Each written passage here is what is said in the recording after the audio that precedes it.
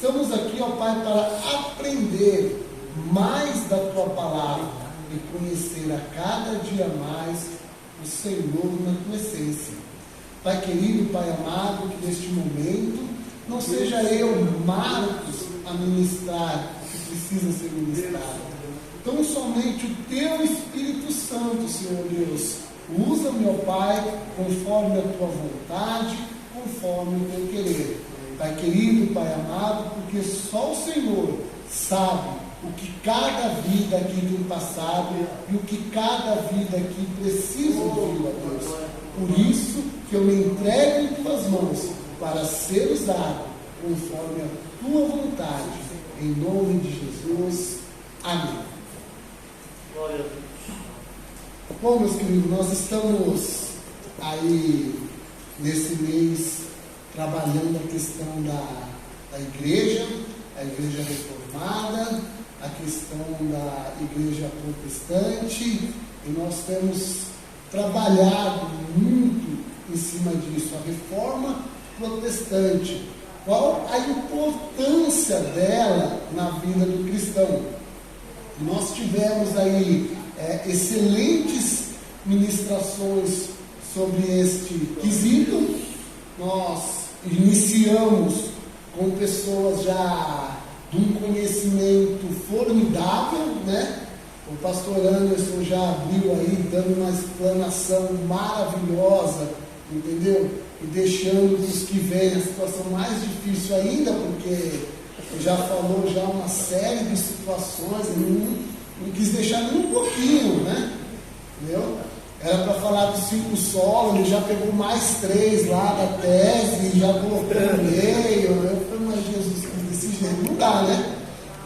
Então, assim, muitas coisas importantes ditas pelas pessoas que passaram.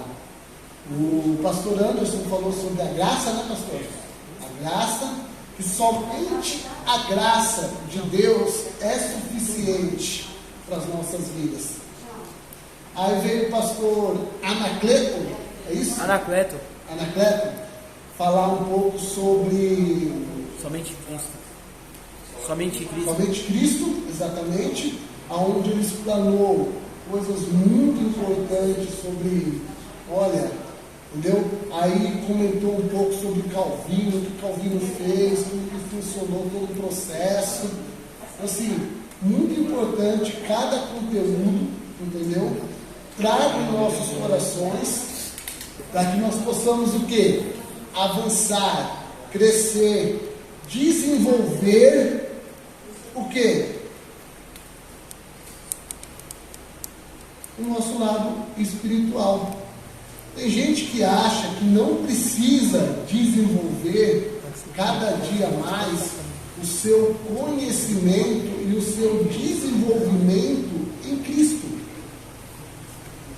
Nós vemos que as pessoas, infelizmente, falando muitos cristãos hoje, depois que recebem a Cristo, acham que pode parar por aí.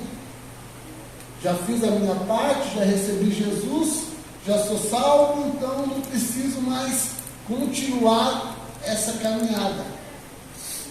Na verdade, conhecer a Deus todos os dias é muito importante, porque Deus, ele é infinito, e o que Ele tem para ensinar para a gente, para desenvolver na gente, nunca vai ter fim. Nós vamos aprender até o quanto chegarmos na glória do Senhor. Então, o pastor Anderson, falando um pouco ali sobre a graça, ele fala do John Hans, que foi uma pessoa muito importante na questão da reforma protestante. E olhando um pouco a vida dele, aparentemente ele não foi muito bem sucedido naquilo que ele queria. Entendeu? Por quê? Ele queria ter alcançado muito mais do que ele alcançou. Porém, movido pelo Espírito Santo, ele fala e deixa claro uma coisa, fala, meu amigo, vocês podem fazer comigo o que vocês quiserem. Mas se vocês acham que vocês vão parar o que está acontecendo, vocês não vão conseguir. Porque a obra não é minha, é de Deus. Entendeu? E virá lá na frente, usado o termo cisne, mas uma pessoa que dará continuidade a tudo isso.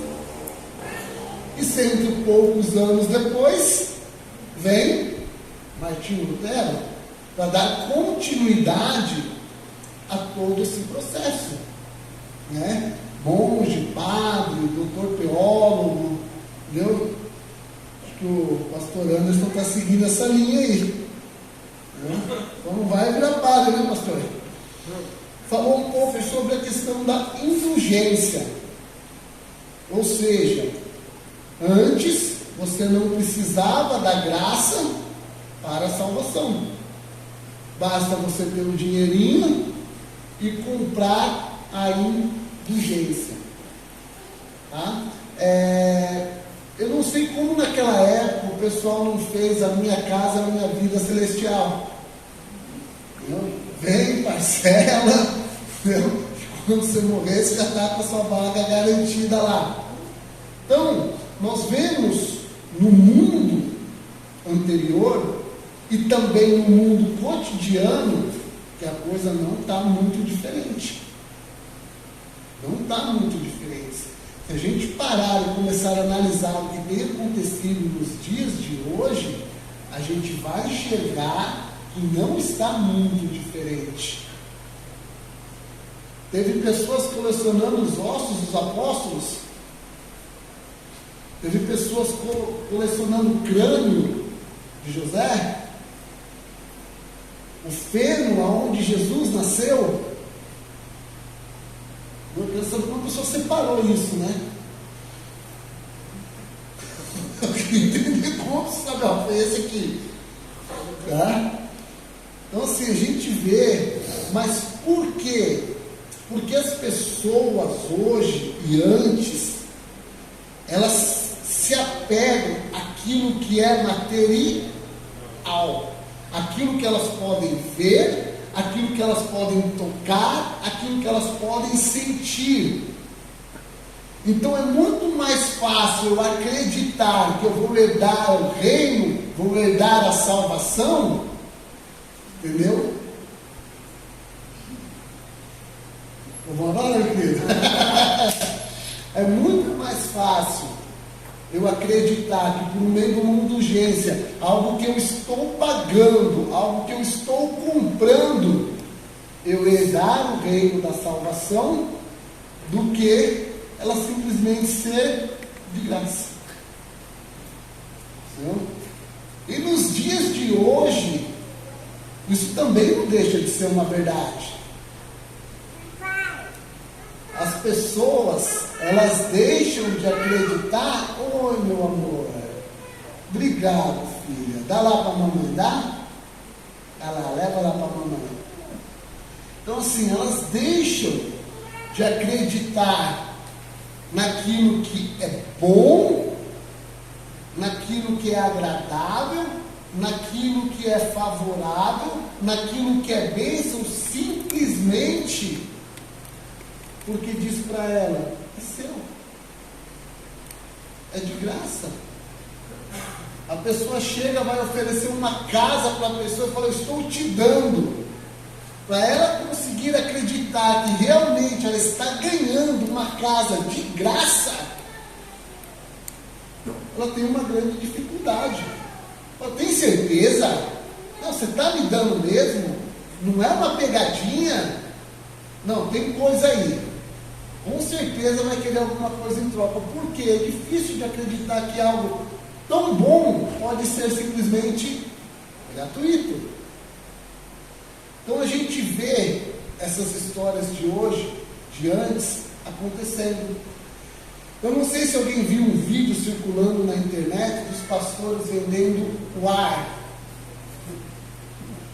Eles enchem uma bexiga e fala, agora, esta bexiga está com o nosso ar dentro, você adquirindo ela, você comprando ela, você vai receber uma bênção, você vai ser abençoado. Você pode chegar na sua casa, você solta a bexiga, o seu lar vai ser abençoado. Uma série de teses dentro disso, E sabe o que é pior? Não é os pastores estarem vendendo, é ter gente comprando isso daí. Aí a pessoa chega lá e fala assim: eu queria 2 bexigas, mas bem cheia para mim, por favor. Aí a pessoa pega a bexiga, deixa cair no chão, estoura, a bênção foi perdida. R$500. Aí, ó, R$500 uma bexiga cheia de bênção. Entendeu? Então, você vê que não está diferente do que era antigamente. Olha, o crânio de José, olha, a bexiga cheia de ar. A pessoa foi lá em Jerusalém e voltou com um pouquinho da terra de Jerusalém, vendendo não sei quantos R$1.000, e dizendo: olha, a terra que Jesus pisou, abençoada, consagrada, leve para sua casa. E a pessoa compra. Olha que interessante, aonde as pessoas estão depositando a sua fé. Eu conheci um casal, e eu estava na casa deles, e quando eu cheguei lá, eles começaram a conversar e mostraram, me chamaram e falaram: olha, a arca da aliança que eu comprei, agora eu tenho Deus na minha casa. Eu falei: Jesus Cristo. Foi: quanto você pagou? Ah, essa daqui foi R$600, desse tamanho. Eu fiquei olhando aquela cena, e eu falei assim: posso? Peguei a caixinha e levei lá para fora, coloquei em cima da muletinha, voltei e falei: aonde está Deus agora?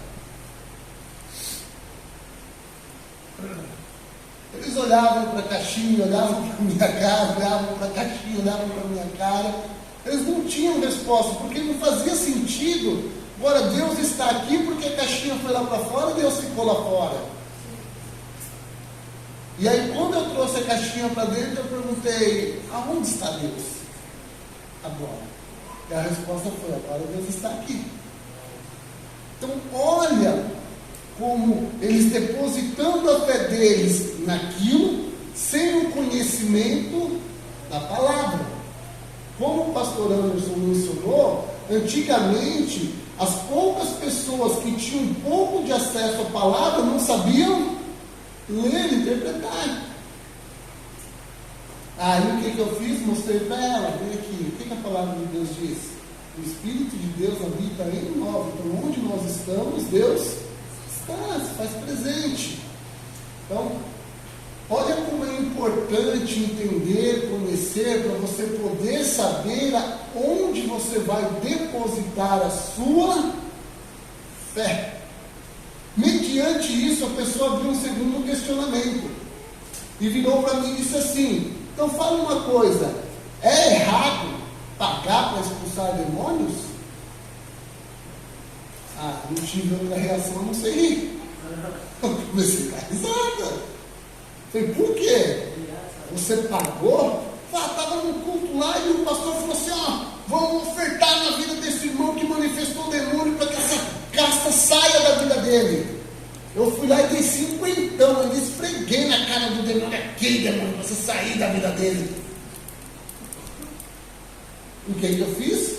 Fui com a palavra de Deus, aonde Jesus fala para os seus discípulos: ide, curai, pregai, expulsai os demônios, curai os enfermos, o que recebeste de graça, de graça vai.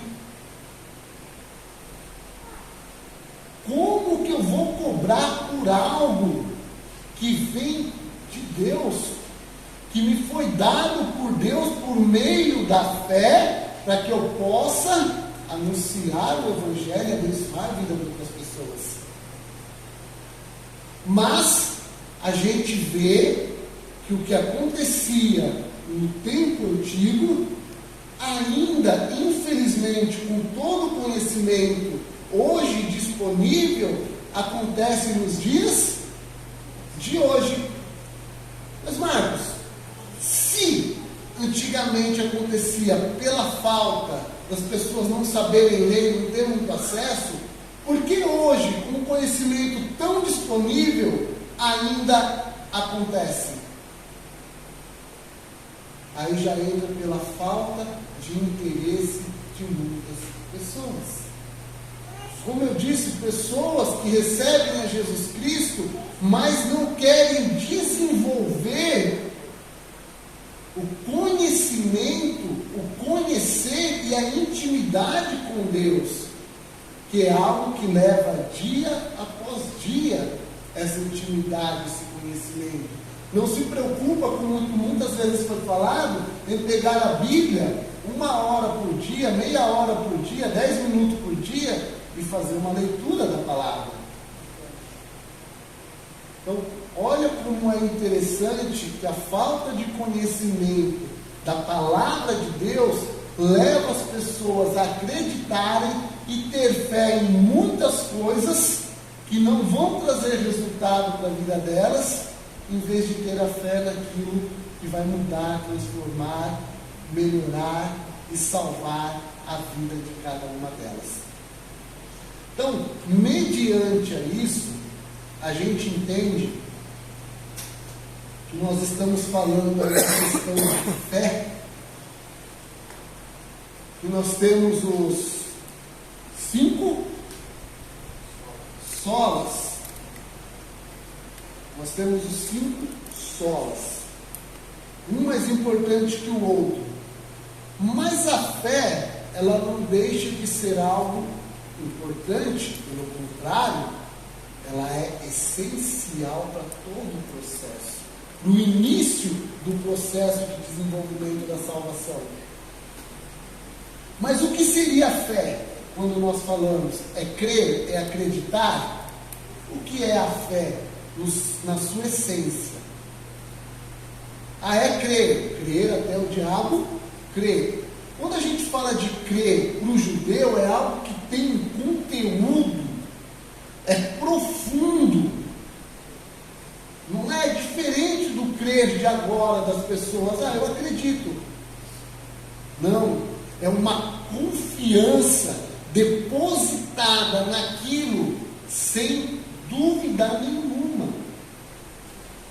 Eu tenho a plena convicção, eu não tenho dúvida no meu coração, daquele Deus que eu sirvo, pode fazer qualquer coisa na minha vida. Pode transformar qualquer circunstância e qualquer situação. Mas usando um exemplo, uma figura de fé,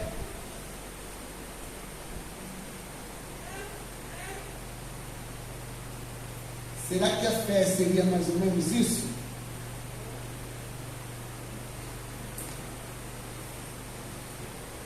Qual a preocupação desse gato?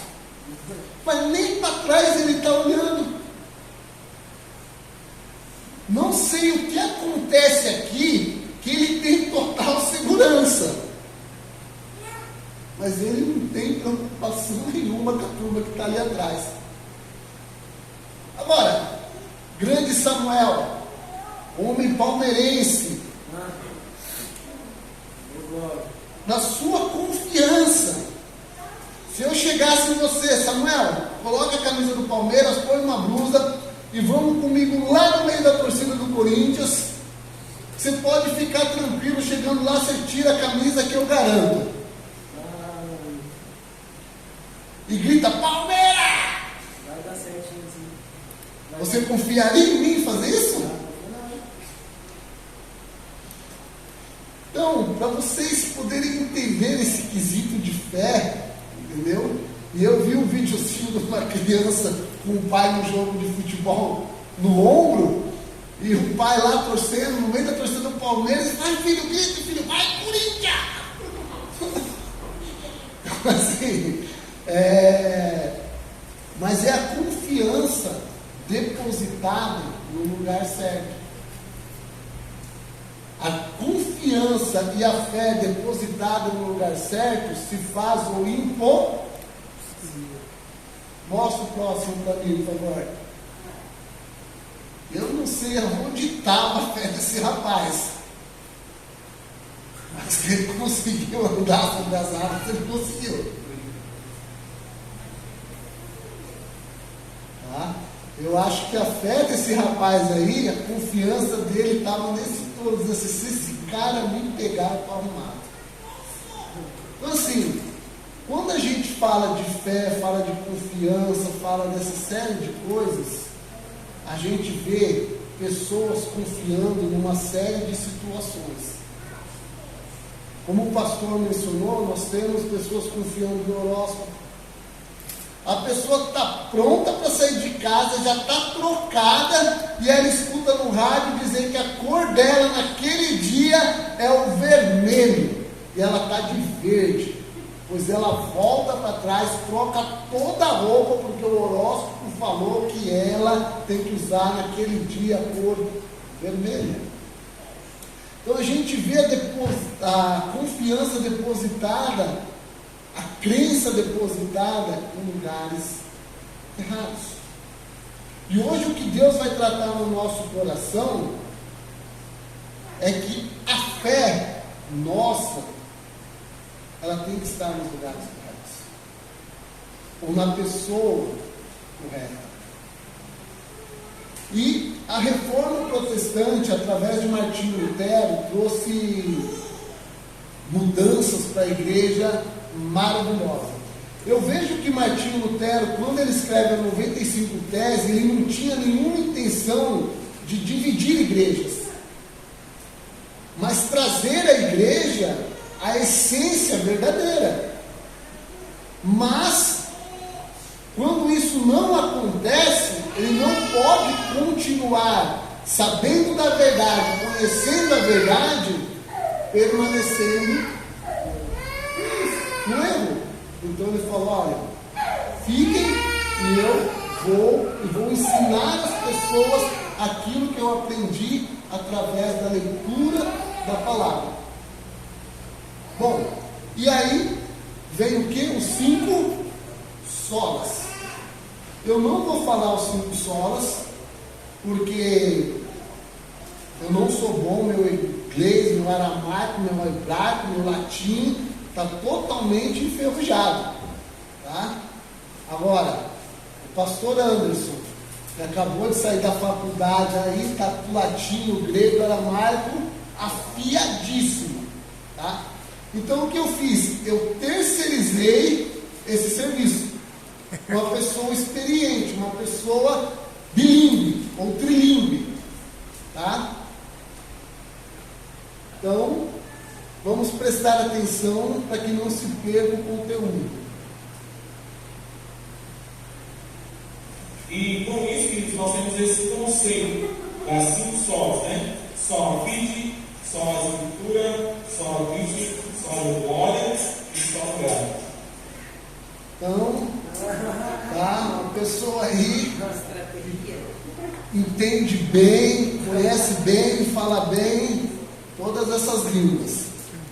E hoje nós vamos ver mais profundamente o somente fé.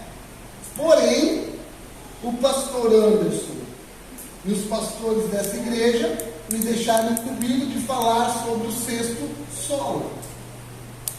E para mim é uma honra, tá? E o 6º sola é o solamento por aqueles que não estão vindo, estão deixando e perdendo conteúdos muito importantes, conteúdos que transformam a vida das pessoas, conteúdos que podem fazer toda a diferença no dia a dia delas. Muitas pessoas hoje estão sofrendo muitas coisas na vida porque estão deixando de conhecer a Deus. Cristãos que não conseguem entender por que a vida não caminha para frente, porque não estão interessados em conhecer a Deus.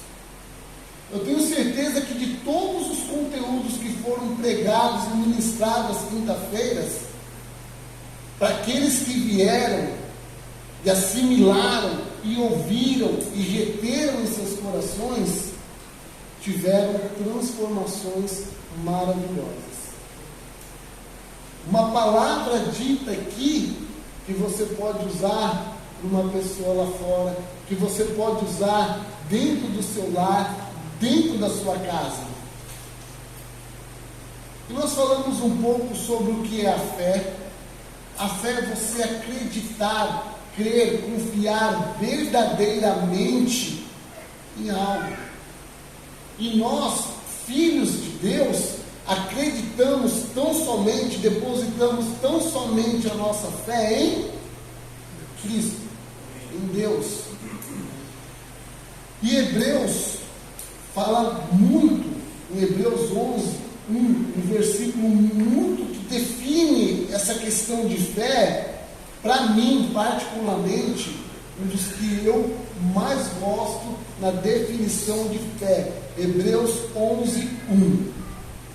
Ora, a fé é a certeza das coisas que se esperam e a convicção de fatos que não se veem. Imaginando se antes de conhecer a Deus, para mim isso não faria sentido nenhum. Pelo contrário, é muito loucura. Como que eu vou ter fé? Como que eu vou acreditar? Como que eu vou ter uma certeza de uma coisa que eu estou esperando e eu nem sei o que é? Não vejo, não apalpo, não pego, só creio que existe, só creio que é fato. Para mim não tem sentido. A convicção de fatos que não se veem. Como que eu vou estar convicto de alguma coisa que eu não estou vendo? Eu tenho convicção de quem é o Djalma, que o Djalma é moreno, tem cabelo arrepiadinho, porque eu estou vendo. Então, para mim, acreditar nisso é fácil. E para você acreditar, ter fé naquilo que você não vê? Quantas pessoas hoje, quantos pais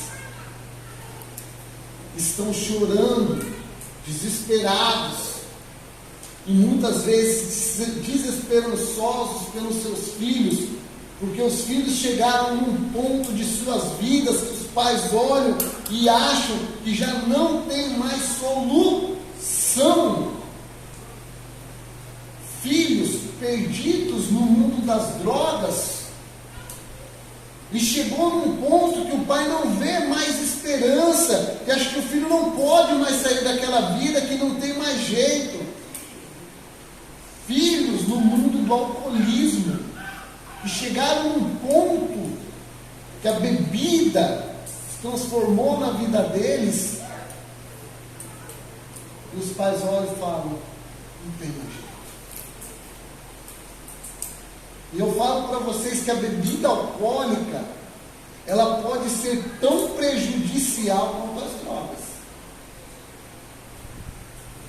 Eu fui fazer uma visita no hospital uma vez.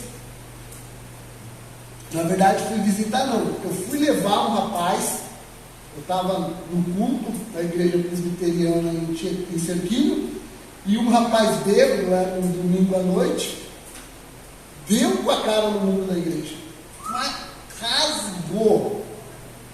Peguei ele junto, levamos até o hospital, entrei com ele, tudo, perguntaram se era parente, não, expliquei o que aconteceu.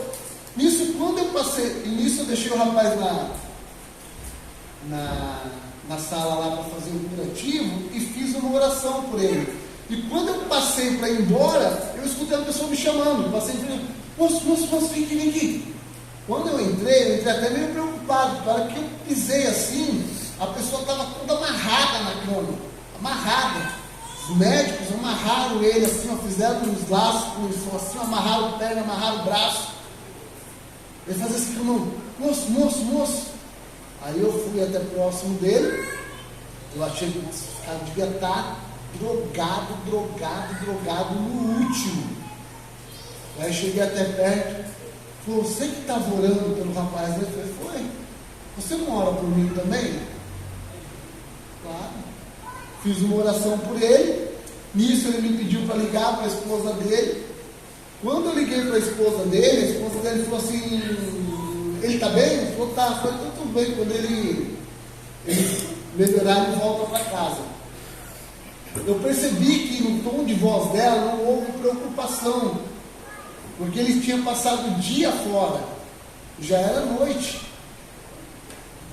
Mas para ela já não deveria ser a primeira vez que isso acontece. E se ele estava amarrado dentro do hospital, porque com certeza ele se tornou uma pessoa violenta ali ao ponto de se machucar e machucar os médicos. Agora imagine essa pessoa bêbada dentro de casa. De repente, para essa esposa, já não há mais esperança.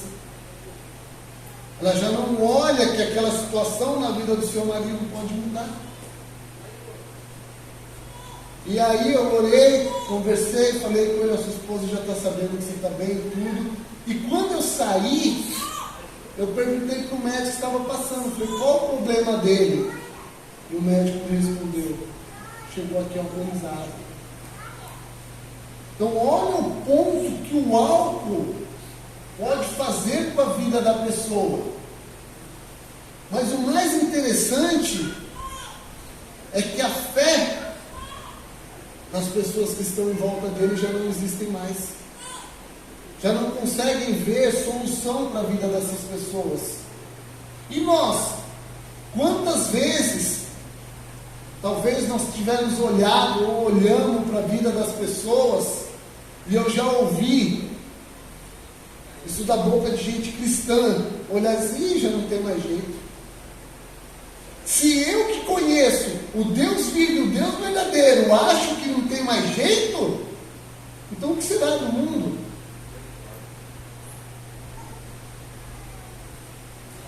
E a gente vê que a fé é uma coisa extraordinária. Gênesis 12, 1, 3.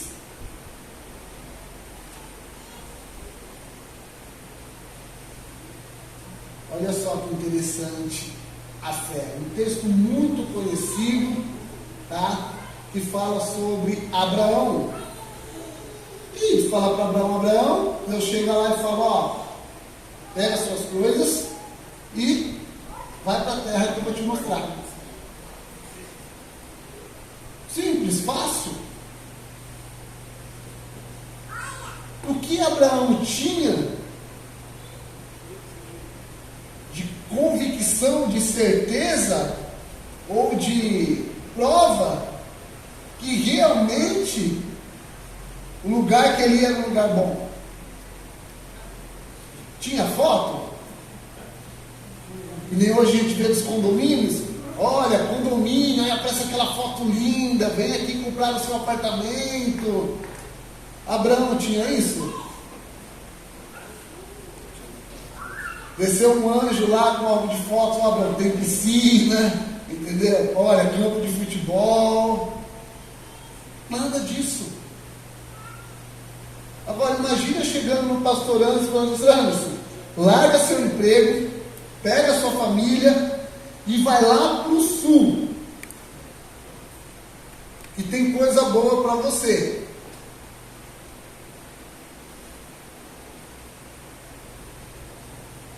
Você vai, pastor? Porque sou eu falando, não existe nenhuma garantia. Como que ele vai acreditar que ele vai chegar lá no sul e realmente vai ter uma coisa boa? Ele sabe quem está falando é o Marcos. Agora, Abraão, ele fica na terra dele ou ele vai? Porque a fé dele estava onde? Ele sabia que Deus não é homem para... E o que Deus promete, ele cumpre. Bom, depois disso tudo, em Gênesis 22, 2, o que Deus pede a Abraão?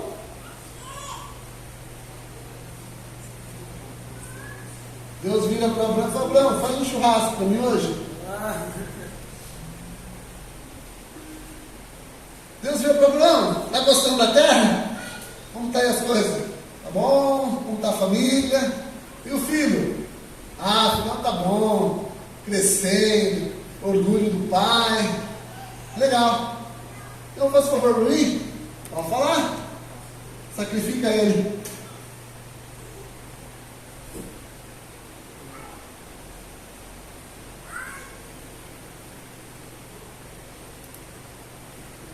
Se eu perguntasse hoje, o que Deus tem nos pedido para que abríssemos mão para viver em obediência a Ele, será que nós faríamos? Será que nós temos feito? Ou será que nós colocaríamos na balança se vale a pena ou não? Se o que Deus está me pedindo é demais. O que Abraão faz? Vira para o filho e fala: vamos ali com o pai. Vamos lá com o papai vai dar uma passeada e o papai vai levar você para conhecer uns lugares bem legais. E a gente conhecendo a história, a gente vê que eles vão e chega um determinado ponto do caminho que até Isaac já, opa, peraí, tem coisa errada aqui. Estamos chegando e peraí, pai, cadê o cordeiro?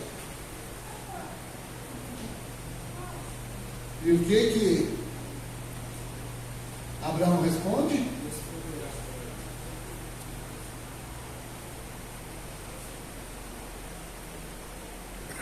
A fé está baseada tão somente no Deus que nós servimos. Se a gente conseguir entender plenamente, profundamente o Deus que nós servimos, vai ser muito fácil responder com convicção diante de qualquer circunstância que Deus proverá. Ou seja, que a circunstância vai mudar.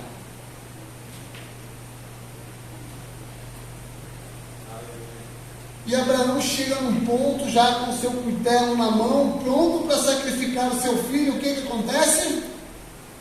Deus diz: Abraão, pode parar. Vi que você é obediente. Ergue os teus olhos. E o que havia ali?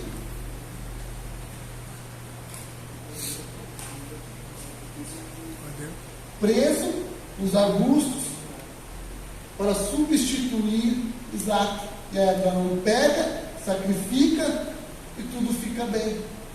E a partir daí Abraão é conhecido como pai da fé. Mas o interessante é que Abraão, ele faz tudo isso por causa de uma simples convicção: que Deus tinha poder suficiente e ele era poderoso para ressuscitar Isaac dos mortos. Em Hebreus 11:18, a fé de Abraão era tão grande que ele tinha certeza que Deus era poderoso até dentre os mortos para ressuscitar Isaac. A questão é: aonde está a minha fé? E qual a proporção da minha fé? Eu almejo, eu sonho, eu desejo, mas eu creio que eu não vou conseguir. Aonde está a sua fé? Agora, vocês sabem por que é importante estar na igreja, ler a palavra, ouvir louvores, conhecer todos os dias, cada dia um pouco mais de Deus, para desenvolver cada dia mais a sua fé? Opa, como assim, Marcos? Abraão foi considerado o pai da fé? Se a gente contar essa parte, essa história aqui, que ele pegou, foi para lá, para a terra que Deus prometeu, que ele estava pronto a sacrificar Isaac, sem dúvida nenhuma no seu coração, olhando esse cenário, a gente fala, nossa, Abraão era o cara. Fé igual desse homem, ninguém jamais vai ter. Mas Abraão foi sempre assim?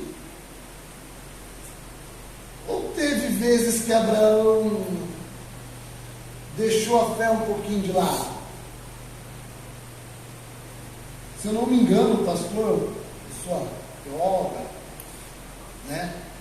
Não teve nesse processo de Abraão, ele não vai com a sua esposa num lugar lá, se não me engano, Egito, e lá nesse lugar, os reis, se olhassem para sua mulher e falassem, nossa, que mulherão a mulher desse cara, olha que pitelzinho, não, vamos mandar matar ele e ficar com a mulher dele, era isso? E Abraão chega lá e apresenta Sara como sua? Não foi esposa, não? Foi sua? Ué, por que ele temeu apresentar Sara como sua esposa, se ele sabia da promessa de Deus na vida dele, da família dele, da esposa dele? Deixou a fezinha dele de lado. Naquele momento, Abraão não acreditou que ele podia ter a tranquilidade que ninguém tocaria na vida dele, porque ele tem a promessa de Deus sobre a vida dele. E o Deus que prometeu para ele é o Deus poderoso para guardar ele em qualquer circunstância. Só que Abraão recebe uma outra promessa de Deus, que é ter um filho. E aí passa 1 dia, 2 dias, 3 dias, 4 dias. E o que acontece com esse filho? Ele não vem. E poxa, mas Deus prometeu e já, poxa, todo dia eu estou ali com a minha esposa e nada acontece, e minha esposa já avançada em idade. E aí Sara faz o quê? Dá uma surra.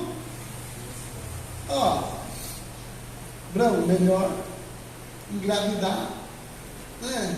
Nossa serva, porque não vai rolar. Então, de repente, você não entendeu direito, a promessa não é comigo, é com ela. E o que ele faz? Ele tem aquela fé tremenda, mulher. Tu fala com uma das loucas. Fique tranquila, se Deus prometeu, eu e você vamos ter um filho. A gente não precisa pular etapa, não. Foi isso que ele fez? Então, peraí. Nós não estamos falando do pai da fé? O cara que tinha fé, nossa! Você vê que Deus vem trabalhando a fé de Abraão. Abraão vem aprendendo com Deus nessa caminhada, todos os dias, o desenvolvimento da fé. E Abraão chegou num ponto de conhecimento e intimidade com Deus, que ele entendeu que ele não precisa temer nada, porque o Deus que ele serve é o Deus do impossível. Então, quando chega no ponto de sacrificar Isaac, Deus falou, tranquilo, porque eu sei que se o Senhor está me pedindo, o Senhor é Deus, o Senhor sabe o que faz. E eu sei que se eu sacrificar, o Senhor tem poder totalmente para ressuscitá-lo dos mortos.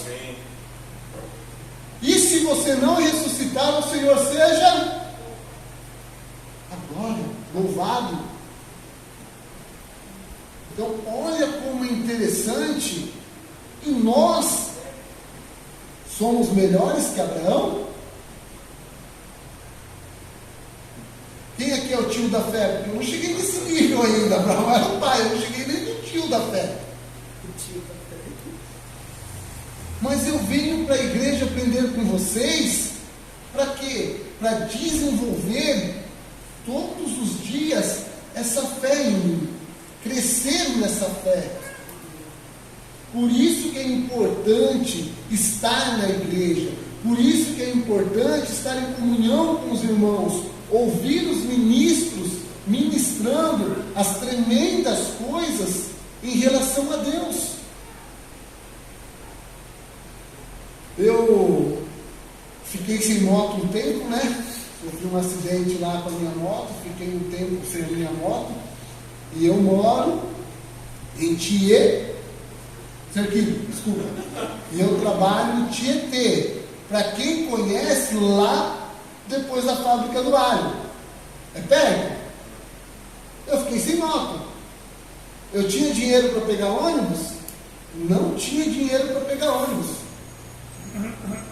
Eu não tinha. Eu não podia tirar de dentro da minha casa, senão o negócio ia apertar lá. Eu não tinha.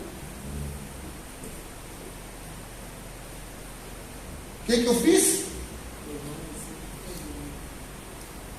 Levantava 5 horas da manhã e saía da minha casa e vinha trabalhar a pé. E você, nessa distância, nessa caminhada, você começa a questionar algumas coisas dentro da sua cabeça. E o diabo quer minar coisas dentro da sua cabeça. E o que eu fiz? Olha como é importante estar na igreja para desenvolver a fé. Eu lembrei de um louvor. Um louvor que o Samuel cantou. Tudo vai? Gente, tanto para ir como para voltar eu vinha com esse louvor. Tudo vai bem, tudo vai. Eu era péssimo cantando, acho que não ficava um anjo do lado, mas esse louvor moveu dentro do meu coração exatamente essa fé de que não importa o que aconteça, debaixo da presença de Deus, debaixo da proteção de Deus, tudo vai bem. Aleluia. Glória a Deus. Então, é muito importante a gente poder desenvolver a nossa fé todos os dias. É um crescimento, nós estamos crescendo em comunhão. Amém.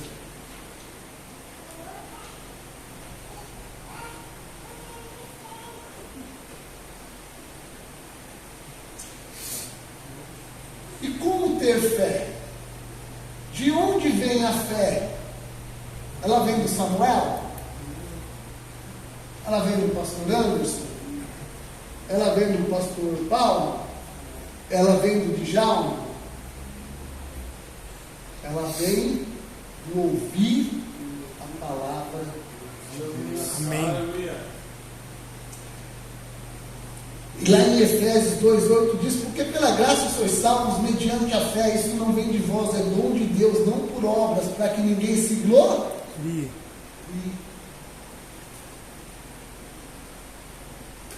Além de ser um dom de Deus, ela não é de obras. Nós podemos fazer o que a gente quiser, nós jamais vamos conseguir, por esforço próprio, alcançar a salvação. Ela é dom gratuito de Deus.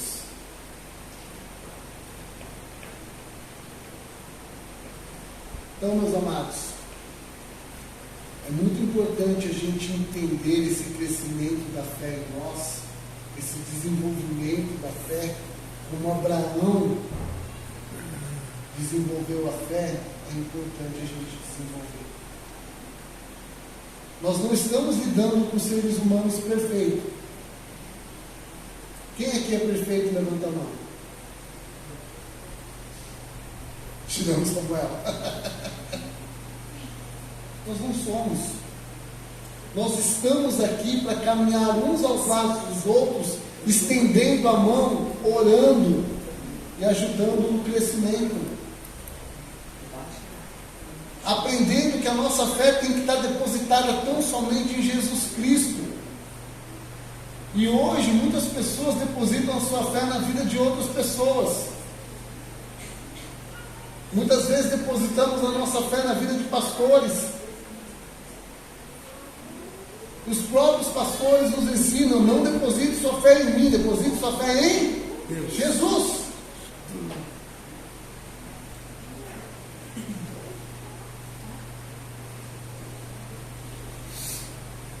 A palavra de Deus, ela nos ensina o seguinte: que se nós tivermos a fé do tamanho de um grão de mostarda, a gente move montanhas. Aí eu pergunto: o que está precisando ser movido na sua vida? Qual a montanha que está te impedindo de caminhar para frente? Qual montanha que está destruindo a sua família? Qual montanha que está destruindo o seu casamento? Qual montanha que tem impedido o seu crescimento no seu trabalho? Qual o tamanho dessa montanha? Mas a minha principal pergunta é: qual o tamanho da sua fé para que essa montanha se mova para longe e você possa vencer? Aleluia. Aleluia. Glória a Deus. E eu creio no que está escrito na palavra: em Cristo somos mais Que vencedores. que vencedores. E eu queria, meus amados, finalizar um exemplo de uma mulher. A mulher do fluxo de sangue. Eu acho que o exemplo dessa mulher, quando nós falamos de fé, em Mateus 9, 20 e 22, é maravilhoso. Por quê? Quem conhece bem a história de uma mulher naquela época, ela não era aceita na sociedade, que nem hoje as mulheres são no mercado de trabalho, na sociedade, no dia a dia. Elas não eram tratadas com o respeito que elas eram tratadas hoje. Elas não podiam chegar num lugar e dar a sua opinião. Podia? Ó, gente, homens, por favor, silêncio aqui que eu quero falar um pouquinho. Não podiam. E uma mulher com fluxo de sangue, qual que era a situação dela? Como ela deveria ficar? Isolada de todo mundo. Agora, o texto aqui que eu acho interessante, ele não diz em nenhum momento que essa mulher, nisso uma mulher que havia 12 anos vinha sofrendo de hemorragia, chegou por trás dele e tocou na borda do seu manto, pois dizia a si mesma, ela dizia para quê? Para os amigos? A si mesma: se eu tocar tão somente em seu manto, ficarei curada. Deixa eu fazer uma pergunta para você. Por que nós estamos ouvindo as pessoas lá fora, que nos falam que nós não vamos conseguir vencer, que nos falam que nossa vida não vai para frente, que nos falam que o nosso casamento não tem mais solução, que nos fala que a vida dos nossos filhos não tem mais jeito, que nos fala que nós não vamos conseguir conquistar as coisas?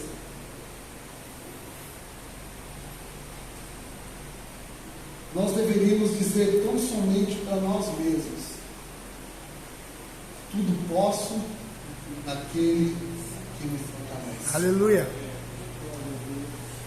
E a fé dessa mulher era tão grande, tão grande, tão grande, que ela não estava preocupada em chegar em Jesus, Jesus olhar para a cara dela, tocar nela, abraçar ela, dizer palavras para ela. Só de ouvir quem era Jesus, a fé dela era tão grande, ela falou: o mínimo dele pode operar em mim um milagre. E aconteceu? Sim. Aleluia. Para encerrar, a fé é acreditar nas coisas que não existem, como se elas já Existissem. porque o Deus que nós servimos tem o poder de torná-las. Então vamos nos mover em fé. Fé que gera ação.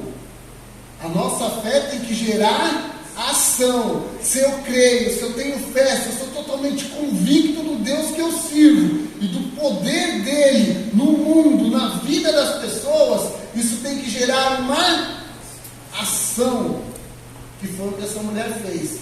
Ela acreditou e ficou esperando em casa Jesus aparecer? Não. Ela teve uma ação. Ela foi. Aleluia. Glória a Deus. Oremos? Senhor nosso Deus e nosso Pai, nós nos entregamos em tuas mãos e cremos que somente a fé basta em nossas vidas. A fé genuína, a fé verdadeira, a fé em Cristo Jesus, teu Filho amado. Pai querido, essa fé que foi movimentada e nos dada, não somente por